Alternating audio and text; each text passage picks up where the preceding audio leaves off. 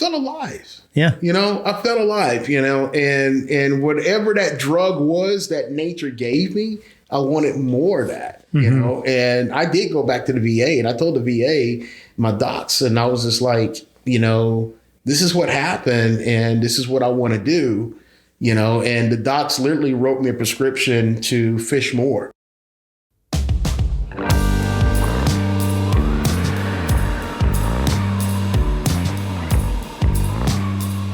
Hello and welcome to Sidechannels, presented by the Flyfish Journal.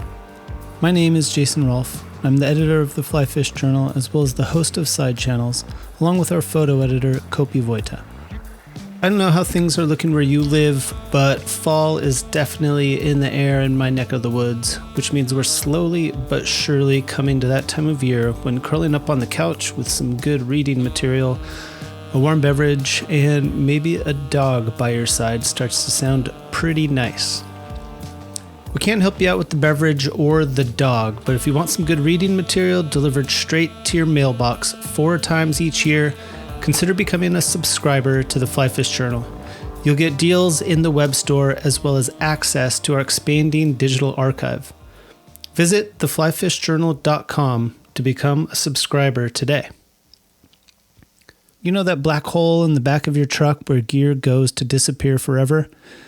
Decked has put a stop to that. Fishing rods organized, power tools locked down, climbing gear, camping gear, sports gear, your kids' weird toy collection, all of it dry, secure, and actually findable. It's like a filing cabinet for your rugged side. I've got the decked drawer system in my truck, and honestly, it's a game changer. I can hit the road, get waded up, and be waist deep in the river before most people finish untangling their leaders. So stop playing hide and seek with your gear. Get decked and get after it. Check out decked.com/flyfish and treat your truck like the gear-hauling beast it was born to be. Sidechannels is also supported by Patagonia Fly Fishing. Patagonia's commitment to making solid gear that stands up to all the abuse you can throw at it is matched by their dedication to our home planet. They've had some great things brewing recently, including their new Swift Current Expedition waders. Built on exploration, these waders are purpose-made for connecting with wild fish and inspired by the tireless anglers and groups fighting to protect the clean water those fish depend on.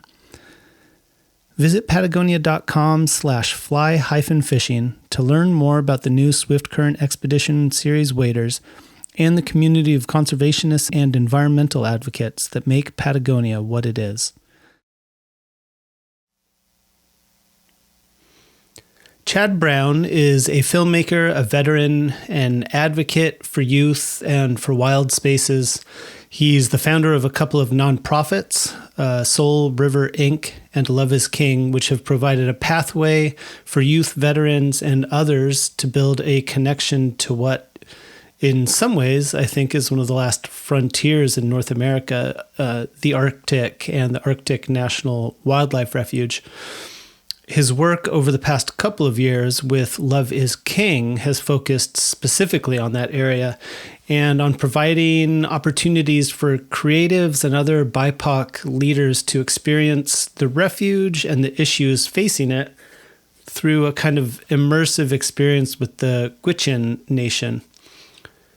Kopi and I met Chad at his home near Portland, Oregon, and ended up having a long chat, which seems to be a bit of a theme this time around. Chad was just back from the Arctic and getting ready to head back up there soon. Because this one went a bit long and because I didn't want to cut any of it, we decided to go ahead and cut this one into 2 episodes again, just to give you some slightly more bite-sized pieces to work with. In this first part, we chat about Chad's various projects up in Alaska, as well as his introduction to fly fishing, something that I think happened in some ways just in the nick of time for him and really helped him overcome some significant personal struggles. If you're not familiar with Chad's conservation work or his documentary filmmaking and photography, I'd encourage you to visit a couple of websites.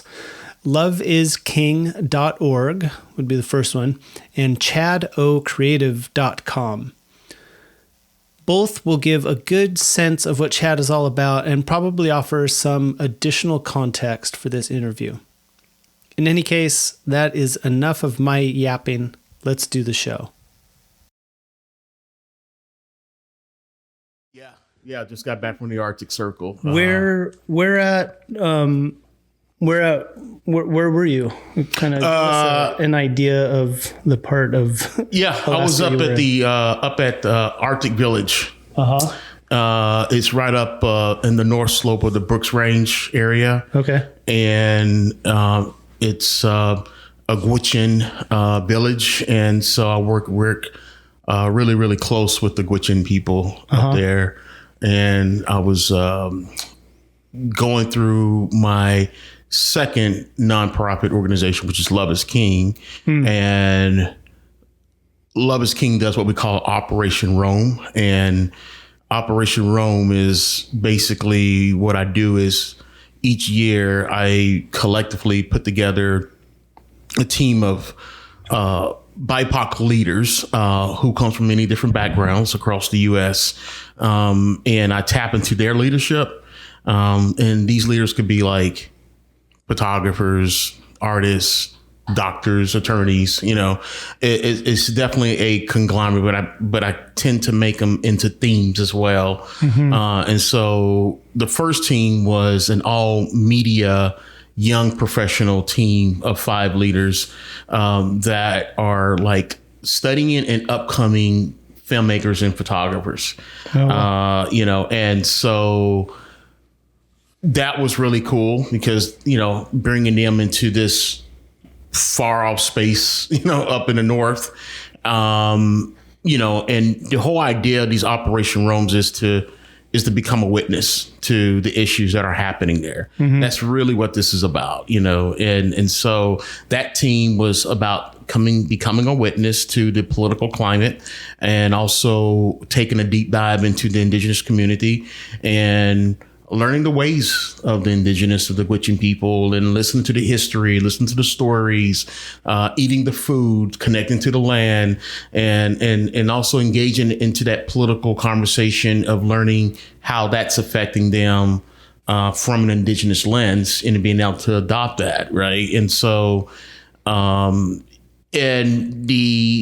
basically the follow through or the outcome to that, since I'm working with young media professionals. And these are people that are like in college? Yeah. Is that what you're saying? These are people or in university? That are, I would say like what do you call it? Adult program, with higher learning program. Okay. They got college underneath their belt. Yeah. They're going back. So it's kind of like that continuing higher learning. And so their outcome is that they are producing, by them becoming a witness on this experience, they are producing kind of like 1 minute engagement, advocacy, story time pieces that relates to educating people in the lower 48 who the Gwich'in are, and also educating people of the political threat that's happening up there that's affecting the Gwich'in. And so that's one team. And then so team number 2 was an all executive level team that I took up there, and so these were CEOs of companies and executive directors, very much powerful decision makers in their own space. And so I was able to pull this team together and took them up there. And so the thing is, it's about, with Operation Roam, Love is King Operation Roam is about bringing diverse leaders, teams into these, sensitive spaces around our Arctic National Wildlife Refuge, around the Gwich'in people, and to tap into their resources as influencers by them already established leaders. And so when we're talking about advocacy, and how does that look? That looks like, well, when you engage someone in a space and they become like educated about the issues that are happening, and also it becomes personal. Now it's like, okay, well, this is what I can do to help advocate and raise the awareness of what's happening. And so they can turn around and connect with, their resources and connections that they have already established within their work world or beyond their work world. And they can help advocate where I may not, can't go where they can go, but they can go because they have already, have seeded relationships here, So the second team was an interesting team because, I had a TV executive director on the team. I had two high level, decision makers. One was the CEO of a company. One was an executive director of the company. Mm-hmm. And then I had a guy from here from Oregon. And he was like the global diplomatic ambassador, international affairs, and so there were some really high level people in there. So that's just going to make the advocacy much richer, moving forward, So, so that was my role up there. It was more like facilitating and curating these teams, bring them into sensitive spaces, have them engage with the indigenous up there, learn about all the issues that are happening, and then come out as an advocate of these spaces, protecting the Arctic National Wildlife Refuge and taking a stand and protecting and supporting the Gwich'in community. How do you, before you go, do you have to like prepare these, or I guess the question is, I'm sure you have to do some prep. So like, how do you prepare people to go into a place like that and, hopefully come away with a meaningful experience? Does that make sense? Like, do you feel like you have to, do you feel like you have to tell them, this is how we behave, this is how we don't behave? Is it that kind of thing? Or are they people who already maybe, they're self-aware enough to be able to sort of carry themselves properly in that sort of context? Does that make sense? Yeah, it makes sense. I think, I've been lucky with a lot of, individual leaders that I've connected and brought up there. There's just a default, just respectfully, of how you just carry yourself, around a different culture, and, but the preparedness, there is some preparedness there, with Love is King organization. When we bring these new teams in, we have around, I would say 6 to 8 months of prepping the teams. Oh, okay. And so before everyone embarks into the Arctic, they're going through around probably like, I would say like 5 to 7 Zoom type of clinics that relates to what they're about to step into. One would be culture, one would be the political climate, one would be, we call it like indigenous relations, in which that has a lot to do with what you're speaking about, how you carry yourself, who to speak to, et cetera. One would be around medical, one would be around gear, what you need. We'll break that down. And so we'll have a series of clinics that each of these members will have before they embark into the Arctic. Yeah. What do you when you bring people up there, can you think of times when you have seen, whether it's these artists or creators or these more executive level people, can you think of any times where you've seen like the light bulb go off for people and you see them sort of connect with the place and with the issues and the people? Well, I think me as a witness of the groups that I bring up, I would say probably once when they have went through all the traveling to get up there, because it's such a journey to get up there. It's just a little bit stressful. A lot of the teams when they do fly in, our base camp, temporary base camp, is Fairbanks, Alaska. Okay.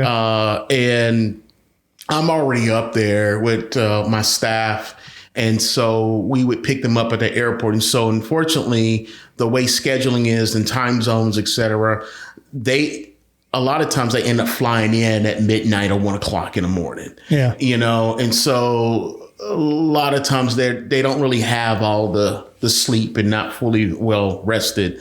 And it's just kind of like designed this way. It's not a luxury trip, Yeah. And so there's some grit here, and there's some lack of sleep. It's like, you think it's bad now being jet lagged. Like, just wait. It hasn't even started. It hasn't even started. We're about to go through a full-blown gear check the next day. We're going to the storage locker. We're pulling out extra gear because the organization, we outfit them. And so, it's funny because they'll bring, some folks will bring up, everything in their sink, and all of that will go right back into the bag and go right back into the storage locker. So we're only bringing this up. This is it, and I say, well, your weight is 45 pounds. That's what it is when we flying on these bush planes, right? And so they're like, oh my gosh. And so we got to go through a whole deal. But the thing is that we're doing this within like 9 hours. And then the next day, everybody has to report to the bush plane pilot location at 6 a.m. So, there's a lot of red eye happening here, and a lack of sleep, but when they finally get to the village and, as they're entering into the Brooks Range and they get into the village and everybody gets settled, I would allow people just to, kind of like chill, get your stuff settled, and people will catch up on the sleep right there in the village. The next day, that's when things starts to sink in, my agenda with these Operation Roams is a very much open, flexible agenda. The schedule almost doesn't exist, but it kind of exists in a way. And what I mean by that is it's very hard to put on paper, black and white, like lunchtime is 11 o'clock. We're going to regroup at 12:30 and then we have a tour. Very hard to do that. But the way and the relationships I have with Arctic Village folks, with the Gwich'in folks, and their open arms of love that they have for just all people coming in, and their willingness to want to just share their culture, want to share their food, and they want to have conversations.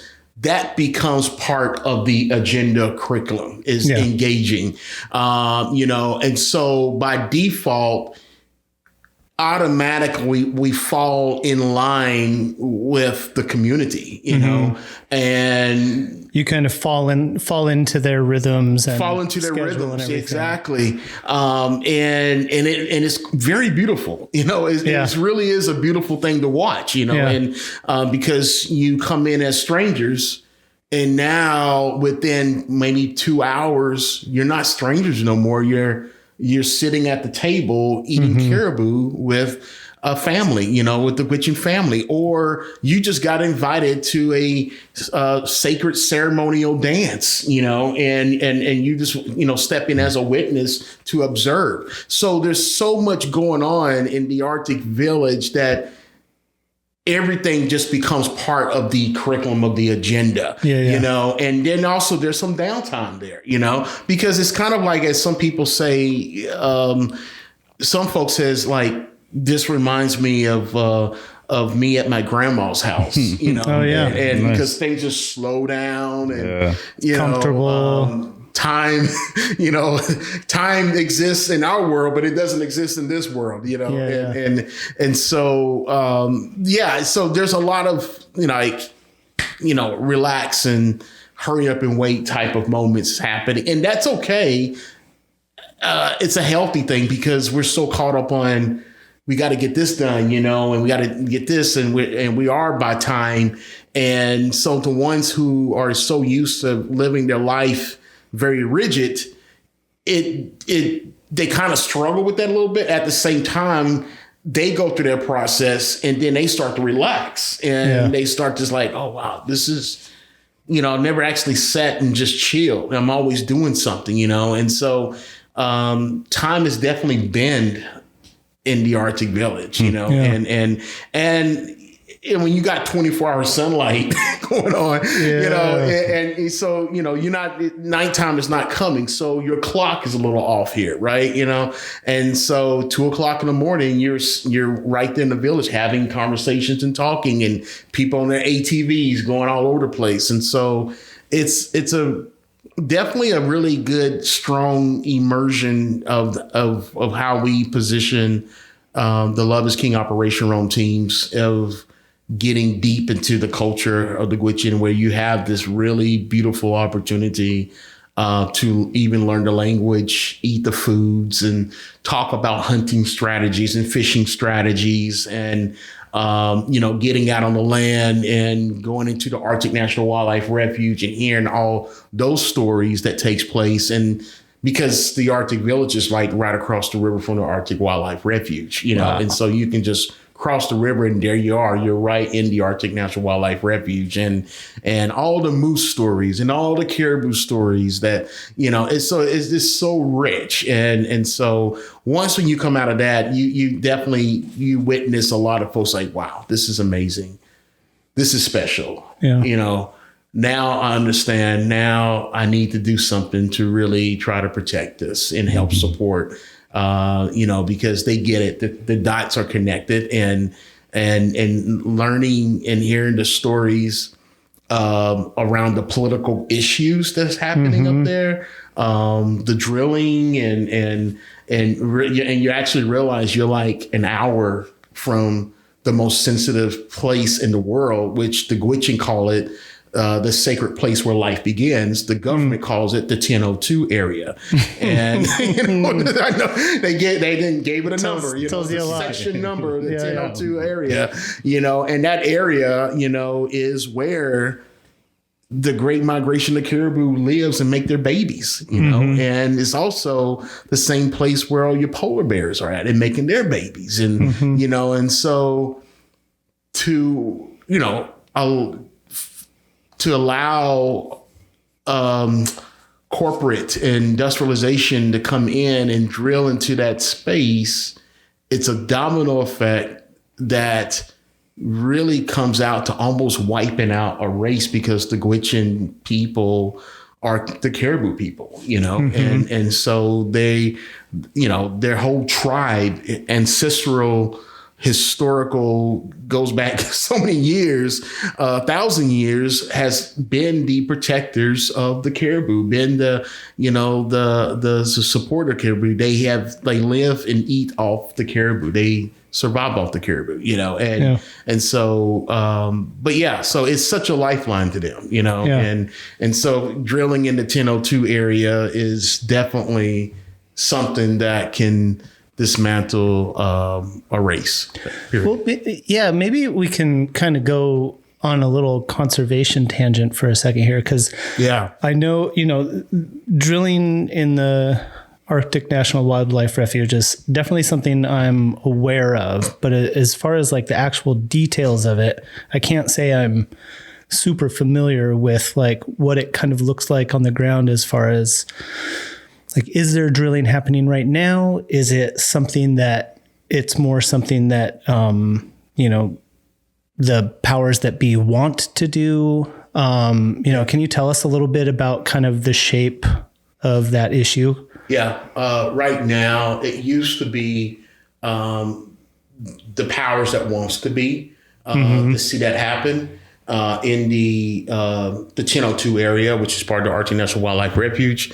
And it used to be, you know, protected, you know, somewhat protected. But just recently, like maybe a week ago or even 2 weeks ago, that is now up for sale, period. It is. It's up for sale. That bill has been passed, and that land is up for sale. And so September the 6th, the Gwich'in Nation has put out to all people, partners, supporters, funders, non-natives, and they're asking for anyone who has the ability to fly in between the September 6th and the 8th to what they call it, an emergency Gwich'in gathering meeting of the minds. The Gwich'in Nation has asked all people to come and help brainstorm to help protect what's at stake right now. And so that's going to happen in September. And the Gwich'in Nation are very fragile right now. It's really, really bad. And, I've been going up there for almost like 12 years now and has developed some really deep relationships with the nation. And I've also been a witness on ground zero, seeing the changes of climate change and what's happening up there to their land, to the permafrost. At one point, 8 years ago, you got the Shannon River and the River Bend and the beach of the river that's basically together. And now you go up now and you got the permafrost that's just been melting and it's going all the way back. It's just the land is just it's like corroding, it's crazy. Does the land just kind of sink? Yeah. As the permafrost crumbling melts? Permafrost. Yeah. That's frozen land up there, and it's really kind of hard to explain it, but the entire landscape up there is frozen land. It thrives off of a certain level of what do you call it? Degrees, for it to stay connected.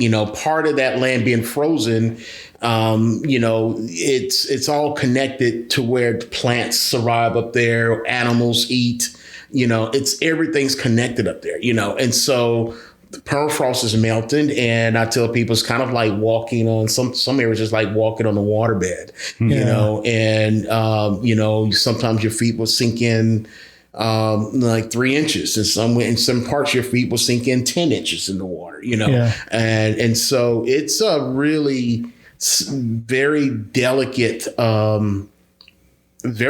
landscape. It's definitely, you could say the landscape is the lifeline to the Gwich'in people, and they 100% live off that landscape. The animals, the migration, the caribou, the wolves, all the way down to the muskrats. I mean, we're talking like, a community that, they don't have a grocery store or nothing like that. The land is their grocery store, totally. That's 100%, So, so the administration has opened it up and it's up for sale right now. Yeah. What made you go to the Arctic in the first place? You said you've been going up there about 12 years now. Yeah. So it's obviously something that's gotten into your bones, and you've, found something that you've connected with there. But I'm wondering, what was the sort of first, what brought you up there for the first time? Yeah. There's a couple things that impulse me, that makes me continue to go up to the Arctic. I think, not that I think, I know, like I was that kid in geography class. They used to kind of like daydream a lot. And, I would just always thought about what is it like in China? What is it like in Russia? And so the top of the world, is me being this big daydreamer. The top of the world was like going to the moon, and I was always been intrigued by that. And so I think, that I was impulsed to speak out. I was actually speaking at Patagonia, and this was many years back, running my first organization, Soul River Inc. Yeah. And I think it was maybe in the second or third year, and Soul River was doing well and getting a lot of hype. It was really cool stuff. And after my speaking engagement, I was really excited that day, and I said to the crowd, I was like, and next year, our next deployment is going to be the Arctic Circle. I had no idea how I was going to get to the Arctic Circle. I had no plan. I had no money, and so I'm just like, Where was Soul River going before that? Every year we do deployments, Soul River Inc. And so that was the end of the season. And so I kind of was like making it known to people like, next year we're going to the Arctic Circle, you know, and I didn't have no plan. I just, it was like a cool factor, I just said it, Well, so, that's kind of like, like you speak something in order to make it happen. That's where my mindset was, right? You speak it out and you put it out in the world. It's going to come, right? It's like, what's that movie?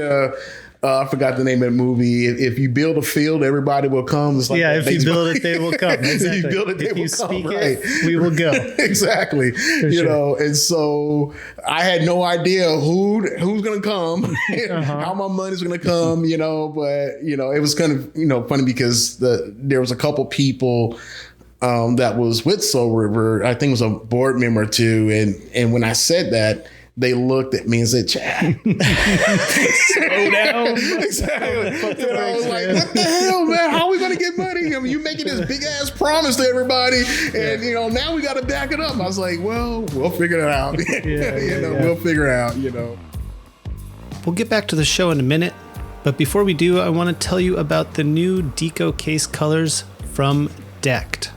Deco cases are solidly built, weatherproof, go-anywhere gear canisters, and they come in a variety of sizes and configurations that allow maximum versatility for whatever ways you can dream up to utilize them. You can get them with a variety of trays and dividers, as well as foam inserts that can be customized for carrying everything from camera gear to power tools. With a handful of new colors, including Ranger Green, Blaze Orange, and Cool Gray, you can match the case to its intended use. So Ranger Green for that low profile blending in look, or Blaze Orange for that can't miss it, won't forget it at the campsite, this stuff is important look. Deco cases are a great way to get in on what Decked has cooking for you non-truck owners as well. And like their truck bed organizers, they're made in the USA. Shipping is always free. Visit decked.com/flyfish to learn more, and then get out there, get decked, and get after it.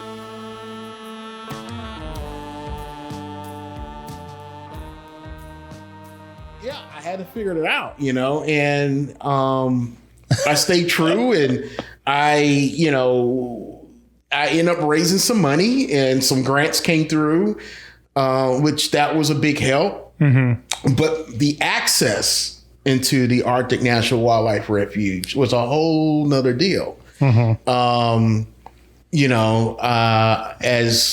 As we hunt and fish, there's regulations, mm-hmm. there's restrictions and certain things you have to follow and do. And, stepping onto the Arctic National Wildlife Refuge, that came with a lot of different restrictions, especially me bringing groups up there, which I had no idea what I was getting into, Mm-hmm. You're not just coming as a tourist for yourself, kind of, you're in charge of this whole other thing. And so that kind exactly. And so that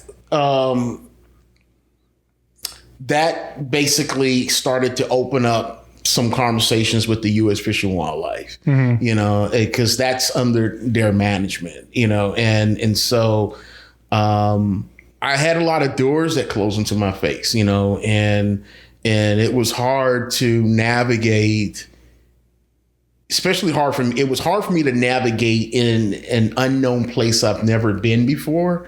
And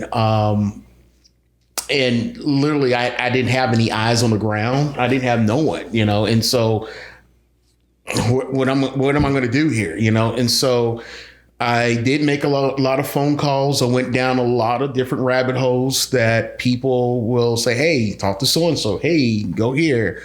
And a couple doors closed. A couple doors didn't open. A couple doors kind of open, but it didn't stick long enough. Mm-hmm. And so I just stayed on course. And so out of all these doors that closed, in a nutshell, what I did was two things happened. First thing is I reached out to a couple buddies because I was having a hard time trying to navigate and connect with a bush pilot up there.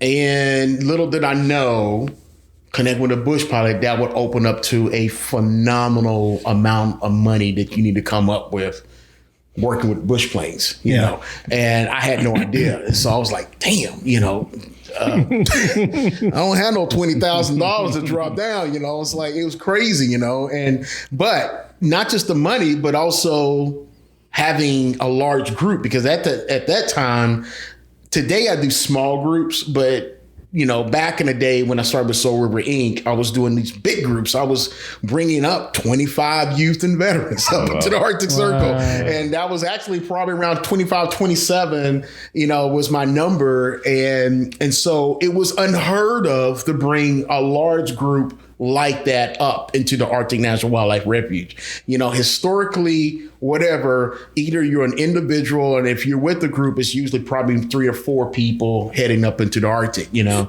And so I had some problems, you know, and so to one way I navigated, I called up a buddy of mine in the Navy, and I said, hey, do you think you can help me maybe, you know, fly a C-130 into the Arctic National Wildlife Refuge, you know, and treat it as a maneuver exercise, and you know, and he said, you know, that, you know, my buddy was like, "Are you shitting me, man?" You know, and I said, "Yeah, no, I'm serious, man. I mean, hey, our tax dollars." I was like going there. I was like, "Our tax dollars paid. We have every right. We can do, you know, you know." And so he said, "All right, well, let me see if I could work something out, you know." And so.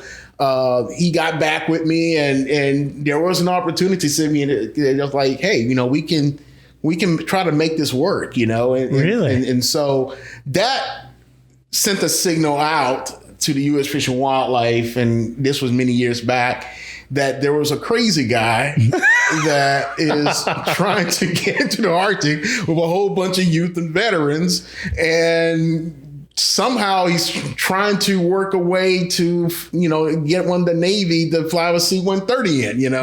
And so that went out, and as I was in my office in Portland, there was a guy that heard about that, and he happened to make his way to Portland for some other businesses, but he found out that I was right here in Portland, and he came by to my office, and he said to me, you know, I don't want to throw no names out there, you know, but he said to me, you know, my name is, I'm going to just say John Doe. He said to me, my name is John Doe, and I heard you need a fairy godmother.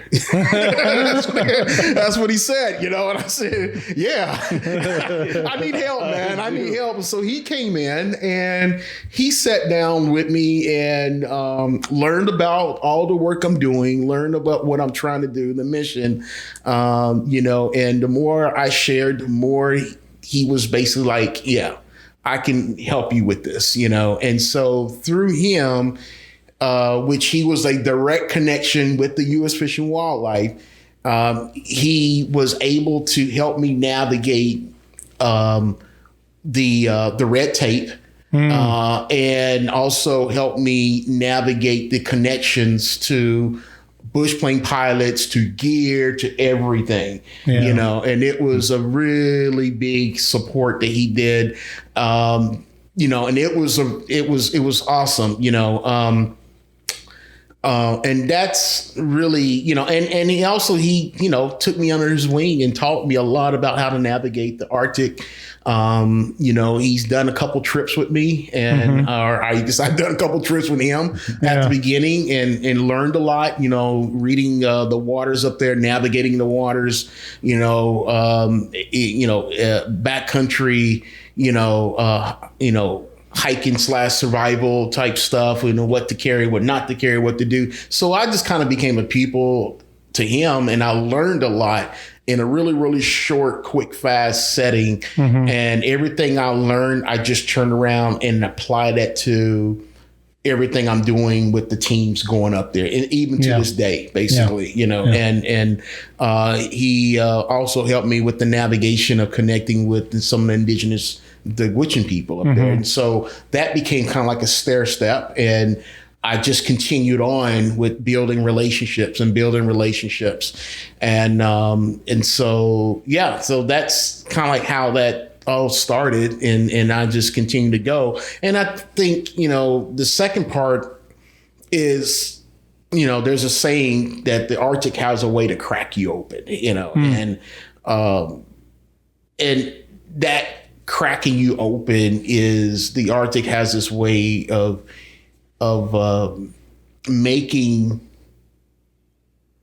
challenging yourself to look within yourself, even the ugly parts of yourself, which ties to mental health, and you saw that with a lot of veterans that would come up and they would make that connection. And there is this transition of ugliness that one goes through, of a reality check of your own self. There's some people in this world that loves themselves, and some people in this world that doesn't like themselves, period, off of whatever past that they live, right? And so the Arctic has this way of making you reckon with your own self, and you saw that in a lot of vets. Through that process, it turned into healing. And when veterans started to make that connection of healing, they became advocates. And the most important, I would say the biggest word with a lot of veterans is home. Veterans consider the Arctic home.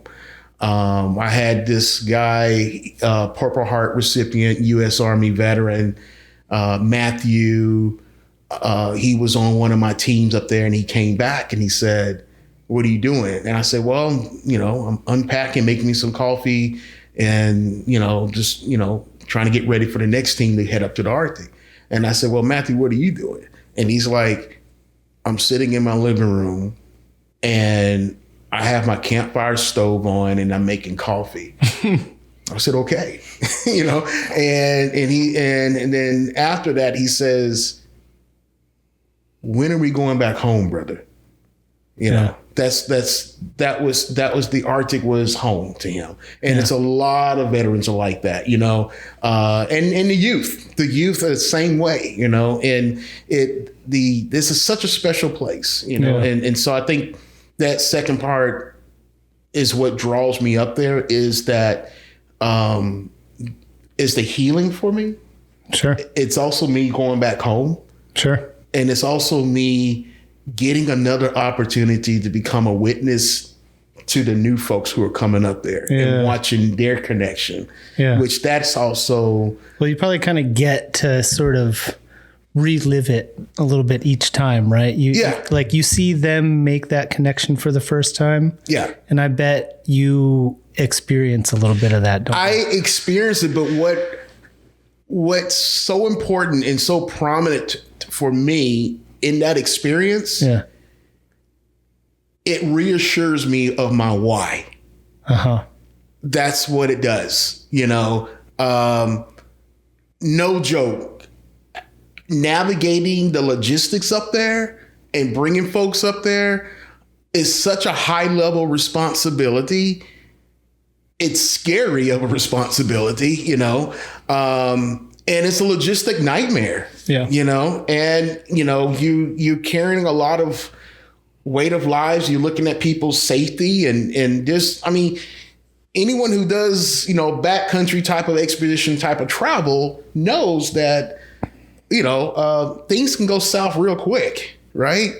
And those were times that I was navigating young 13, 14-year-old kids, in the same company of veterans. Fighting PTSD, fighting TBI, and other stuff that veterans are fighting for, and so every trip, it has always been a very successful trip of a deployment, and it always reassures my why, It just reassures my why, and so it's been really interesting to see this journey unfold into the organization of what it is. And now have been able to pull back a little bit and allow veterans step into my place and take on the leadership and navigate these young people's lives, into the Arctic and many other places throughout the lower 48. And veterans are leading, which is awesome. It's really cool. And then with my second organization, Love is King, there's not that big of a difference between each one because Love is King is built off the platform of Soul River Inc. Yeah. The only difference with Love is King is that it's not veterans and youth. It's just a focus around adult leadership, and that adult leadership is connected to advocacy because strategically what I'm doing is curating teams of people that are in somewhat of a decision-making position, right? And, are finding talented people that are influencers already, and they're using their talent in really cool, creative ways because these are really cool, different types of muscle that you can flex when it comes to advocacy. You have the ability to project, you have the ability to engage, you have the ability to teach and bring in, right? You got the ability to create an invitation to new folks and new minds and bring them into that kind of world to help you create this kind of advocacy. And also at the end of the day, now that you're engaged and you want to know how you can help, I just need your signature right now. Yeah. So that's simple. So anyway, that's full circle in a way. Yeah. Well, before we get too far away from it, I feel like it would be good to lay out a little more specifically what Soul River is all about. You're essentially bringing veterans and young people together. Yeah. They're not from the Arctic. Right. And you're sending them up there on these expeditions to kind of have this experience, challenge themselves.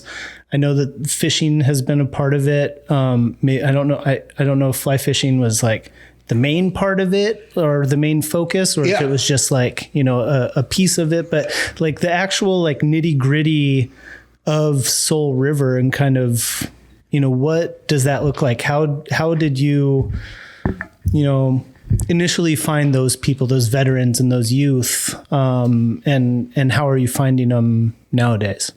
Yeah. I'll try to hit your bullet points. Soul River Inc. was founded by me, from dark circumstances as a combat vet. I suffered from PTSD. Even today, I still grapple with it. I have developed a better skill set through a lot of therapy work and many other different types of avenues I have taken to help better my skill set to help me continue to cope with PTSD. Part of that coping mechanism is fly fishing. Fly fishing,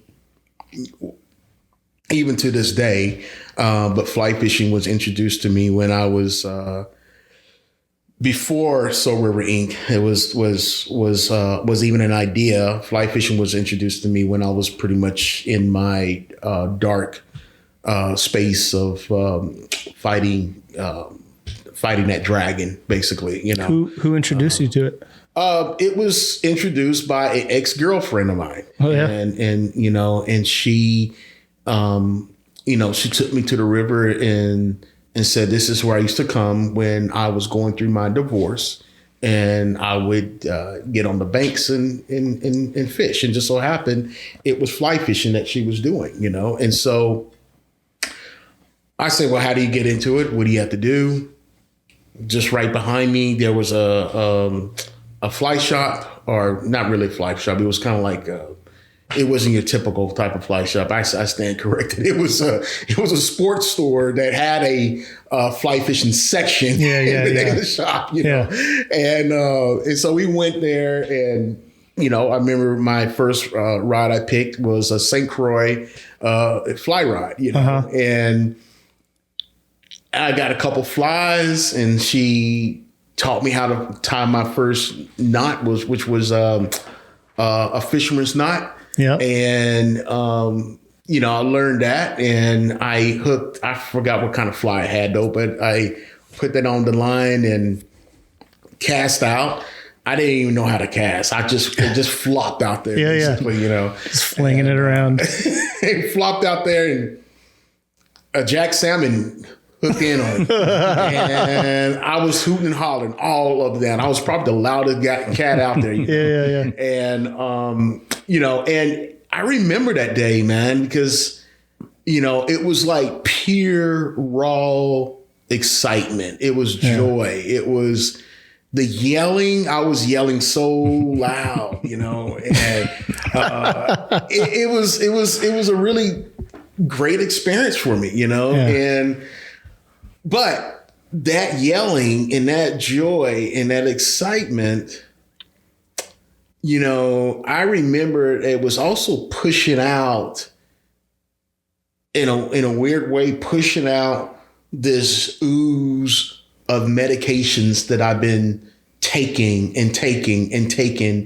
for so long, because I was taking so much medications from the VA. I was kind of like a walking zombie, and I couldn't smile, couldn't make love, I was just, medication was just turning me off on so many different levels, and so that joy, it just like burst through, and I was so excited, but I did feel like this ooze of like this medication was just oozing out of my pores, and the more excited I became, I remember I was looking, it's kind of like you walk with this like dead look, 1,000-yard stare, but that excitement even made me keen in on the greenery of the leaves of the trees. And I was seeing that, and so I felt it, man. It was, I forgot what movie that is, but it's kind of like the Gwich'in. I don't know if you guys know what I'm talking about, but it's this when you receive the Gwich'in, this energy of life and everything, and everything's suddenly more colorful, and sounds are more vibrant. And I felt alive. Yeah. I felt alive, and whatever that drug was that nature gave me, I wanted more of that, and I did go back to the VA, and I told the VA, my docs, and I was just like, this is what happened, and this is what I want to do, and the docs literally wrote me a prescription to fish more. That's awesome. Fish more, and the more you fish, if you stay true to that, we will work with you on weaning you off your medication as long as you maintain your group therapy. And so that was the plan. Yeah. And that's what I did. I fished more, and the more I fished, the more of a community I started to engage with within the fly fishing world. Man, I made some really deep, beautiful relationships with many folks within the fly fishing world. I mean, some of them were conservationists, some of them were scientists, educators, some of them were guides on the river. It took me, I would be like a roadie for a couple times. The guys will bring their clients, and me being that roadie will just be an exchange of knowledge. I just wanted to learn more. Like sucking it all up. And I had the time, I was also homeless at that time. I was homeless, living out of my rig, and I wasn't asking for much, but I was surviving, and that was also before a time that, I attempted suicide to try to take my life, and that put me into the VA, and was up in the psych ward for like 7 days at the VA to prove to the docs I wasn't going to hurt myself. And when I came out, that was when the ex-girlfriend took me to the river because I was so plugged up and, connect. So you guys connect the dots and, and so the fast forward, I fished more and made some really good friends along the way. And to this day, I still have those same friends. And actually, some of them are still board members of Soul River Inc. Yeah. And but to go back, as I was working through my process of healing, there was one day that I became a little bit more ballsy, gutsy, and strong. And I went back on the river and I waded in the water. And I took my hand and I, felt the currents happening, and I just felt like, I was ready to kick some ass to get back into society, and that was kind of like my goal, my mission. And I said to myself, while I was standing in the water, it's like, I don't know what I'm going to do. There's a part of me that's very spiritual and I'm a believer, so it's like me talking to the river and talking to God at the same time, and I was like, God, just give me some direction here, help me, guide me in the right direction. I don't know how I'm going to enter society. I don't know what I'm going to do, but I want to do something around fly fishing. I want to do something that's how you gave me the opportunity to connect to these waters here and to connect to fish and this beautiful community that has given me many different tools to help me be able to cope and be able to push forward. I want to be able to create that same kind of path of opportunity for veterans and youth. And I think the veterans and youth came from when I was a kid, do come from a broken home, but my mom put me into a Big Brothers Big Sisters program. And the my big brother happened to be Captain Maxwell from the police department, because I was already a bad kid, doing all kind of stuff, but he kind of set me straight too, and, but I developed a really cool relationship. He was, with the captain of the Austin Police Department, and so that program did impact me, because Captain Maxwell was, he wasn't my father, but he definitely played a very strong male role for me. My father was still in the picture, and he was there. Just my parents were separated. But he definitely filled it on the counterbalance where my father was not there. And he definitely played that higher role like a big brother and gave me guidance, responsibility, taught me, what's right, what's wrong, taught me how to stand for myself, how to speak clearly. He taught me a lot of things that I guess you would maybe teach a young boy that's about to step into this big world, becoming an adult, and I think then the influence of him as a captain of the police department, a man of servants, to the community. I think that was a language that was instilled in me as I joined the military, and me coming back through my process, seeing the value of serving a community, the value of, I haven't been able to be that big brother, but I definitely have been a big role model for many people and adults in the community that we work with youth and veterans, and just as a leader, basically. And so, when I look back on my life and through a lot of my therapy work, that has given me the ability to be able to look at those kind of things and connect those dots of influences that has helped me move forward. And so as I'm stepping back into society, I'm talking with God. I said, God, what's up? Talk to me, give me some path, give me a vision. And that vision did come into bringing youth and veterans together, and coming up the name Soul River runs deep. It runs deep within all of us. We have a connection to the river on so many different levels, you know, and the outdoors is our church, you know, and every time I step into the water, I've always say I'm stepping to nature's theater, you know, and I become the pupil all over again, basically, right? And so I've embarked on that path, and I definitely had a lot of a lot of challenges along that path, and a lot of people's, you know, I remember back in the day, it was like bringing youth and veterans together. It's like oil and water. It don't mix, you know. And I was like, no, it works, you know. Well, and I think for veterans, you know, I think the reason why it works because a lot of us come back and a lot of us are disconnected from home. A lot of us don't know where home is at anymore. We are a different person that we're not that, we're not that person that people knew us when we graduated from high school, that we went to high school together or college.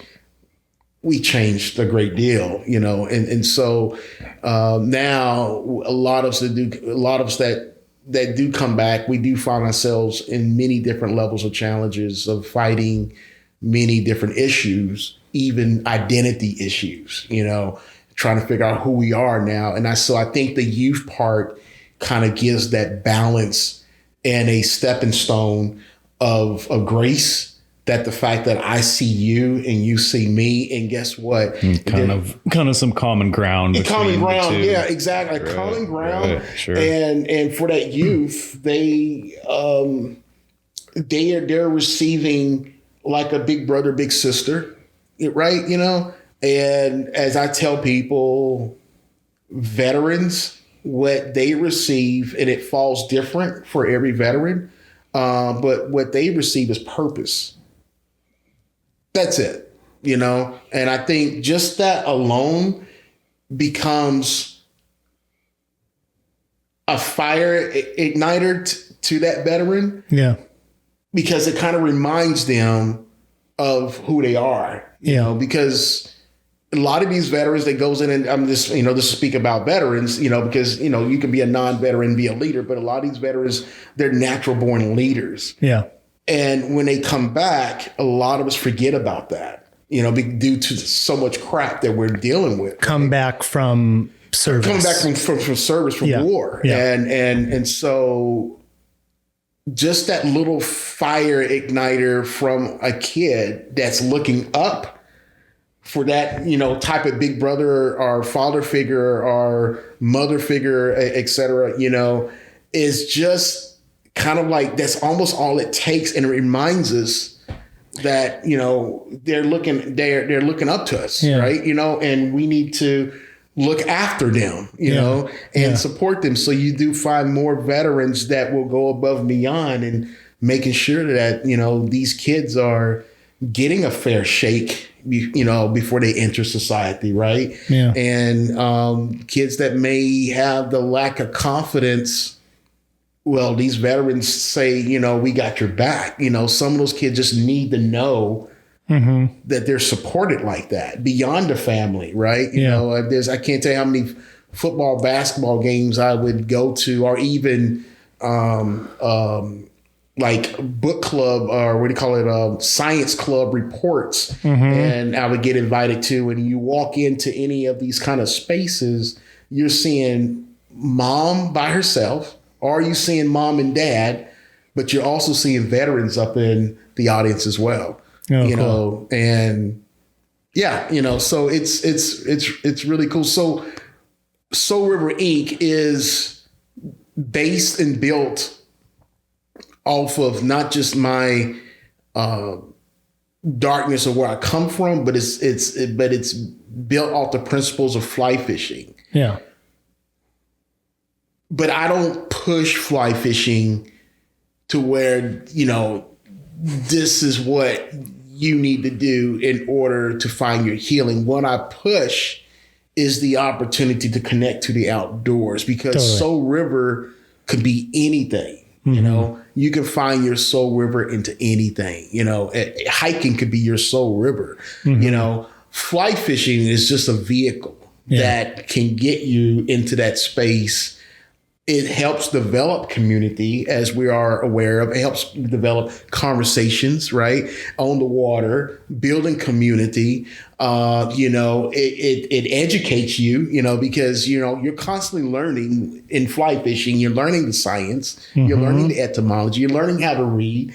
As we are all aware of that, it takes years and years and years to understand the sport of fly fishing on so many different levels. If you're going after trout for 15, 20 years, right, and that's all you've been doing somewhere up in Montana, and say, hey, we're over here, we're doing steelhead, that's a whole different ball game right there, right? And so guess what? You got to take your trout hat off, and you have to become the pupil all over again, learning from the guys who goes after steelhead, and so it's a forever evolving of knowledge that just hits us on so many different levels around the sport of fly fishing, even down to how we nurture and build relationships, personal, business.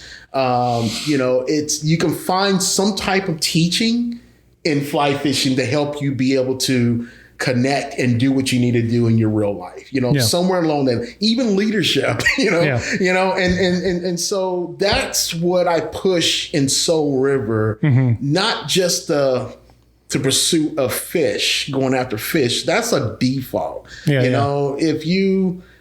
if you're just doing things right or something with a little luck, of course you're going to hook in. But the journey there and the process is really where I want you to focus on. And I want these youth to really pay attention to and learn from, but to this day, Soul River Inc. is still do fly fishing, but we integrate the fly fishing into our curriculum in really unique, unconventional ways where it helps your growth, it helps your confidence, it helps your opportunity of stepping into becoming a young leader. It helps your awareness around conservation. It also helps not just around conservation, but, you start to see the youth, and there is this lack of, because they start to realize that not everybody's on your team when you step into that conservation space. You start to have a lot of debates, around, wild steelhead versus farm steelhead, and different river levels and the advocacy, and so they start to really learn that that's a weave of a navigation. It takes very good, strong type of leadership to navigate those kind of spaces like that, and the veteran, that's with these youth, they basically act as a default of support system for these youth as they're going through their process, which all at the same time, it's a mirror image reflection to the veteran and reminding that veteran of who they are, that helps them in their process as well.